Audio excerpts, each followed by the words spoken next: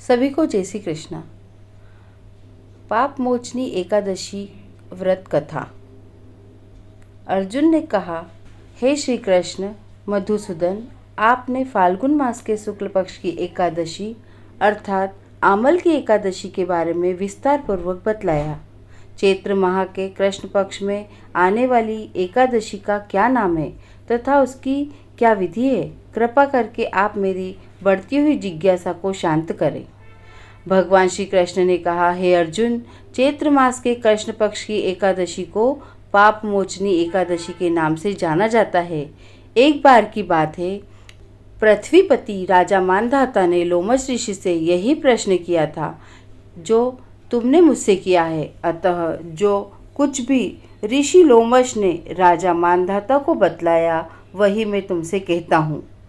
राजा मानधाता ने महर्षि लोमश ऋषि से पूछा, हे ऋषि श्रेष्ठ, मनुष्य के पापों का मोचन किस प्रकार संभव है? कृपा कर कोई ऐसा सरल उपाय बतलाइए जिससे सभी को सहज ही पापों से छुटकारा मिल जाए।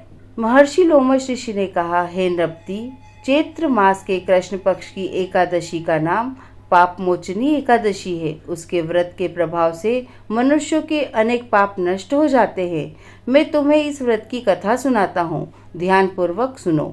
प्राचीन समय में चैत्ररथ नाम का एक वन था। उसमें अप्सराएं किन्नरों के साथ विहार किया करती थी। वहाँ सदैव वसंत का मौसम रहता था, अर्थात उस जगह सदा नाना प्रकार के फूल खिले रहते थे। कभी गंधर्व कन्याएं विहार किया करती थी, कभी देवेंद्र अन्य देवताओं के साथ क्रीड़ा किया करते थे। उसी वन में मेधावी नाम के एक ऋषि भी तपस्या में लीन रहते थे। वे शिव भक्त थे। एक दिन मंजू घोषा नामक एक अप्सरा ने उनको मोहित कर उनकी निकटता का लाभ उठाने की चेष्टा की। इसलिए वह कुछ दूरी पर बैठ वीणा बजाकर मधुर स्वर में गाने लगी।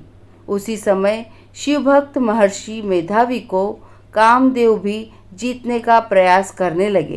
कामदेव ने उस सुंदर अप्सरा के भ्रू का धनुष बनाया, कटाक्ष को उसकी प्रत्यंचा बनाई और उसके नेत्रों को मंजू घोषा अप्सरा का सेनापति बनाया।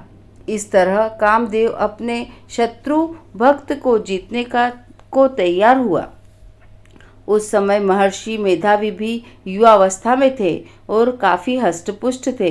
उन्होंने यज्ञोपवीत तथा दंड धारण कर रखा था। वे दूसरे कामदेव के समान प्रतीत हो रहे थे।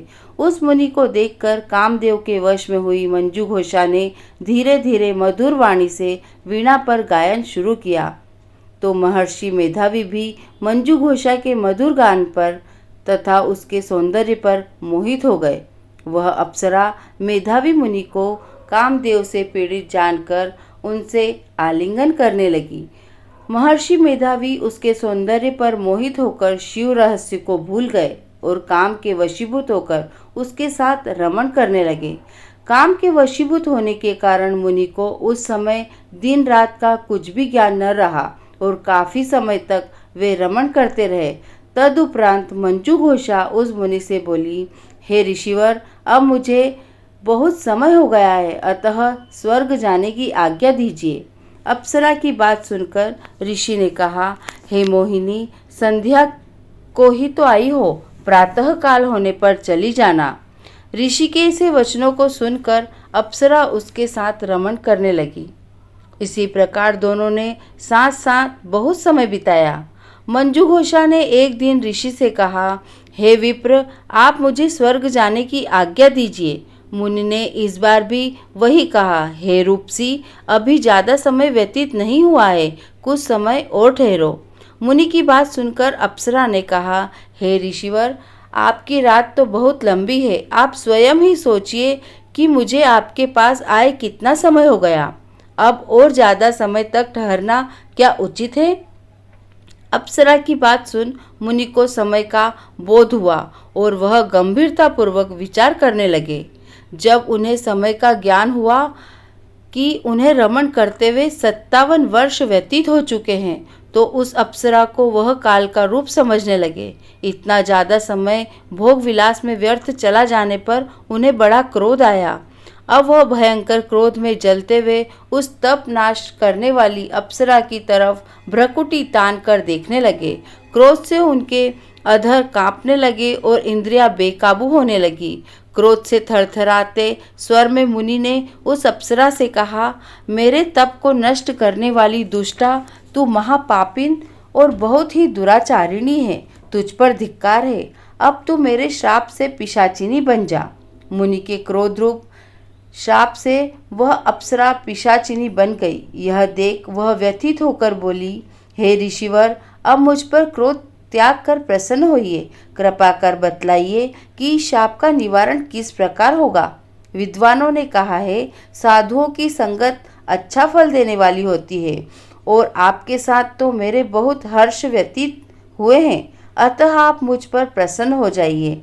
अन्यथा लोग कहेंगे कि एक पुण्य आत्मा के साथ रहने पर मंजू घोषा को पिशाचिनी बनना पड़ा। मंजू घोषा की बात सुनकर मुनि को बहुत क्रोध पर अत्यंत ग्लानि हुई, साथ ही अपनी अपकीर्ति का भय भी हुआ। अतः पिशाचिनी बनी मंजू घोषा ने मुनि से कहा, तूने मेरा बड़ा बुरा किया है, किंतु फिर भी मैं तुझे श्राप से मुक्ति का उपाय बतलाता हूँ। चैत्र मास के कृष्ण पक्ष की जो एकादशी है उसका नाम पाप मोचनी है। उस एकादशी का उपवास करने से तेरी पिशाचिनी की देह से मुक्ति हो जाएगी। ऐसा कहकर मुनि ने उसको व्रत का सब विधान समझा दिया। फिर अपने पापों का प्रायश्चित करने के लिए वे अपने पिता च्यवन ऋषि के पास गए।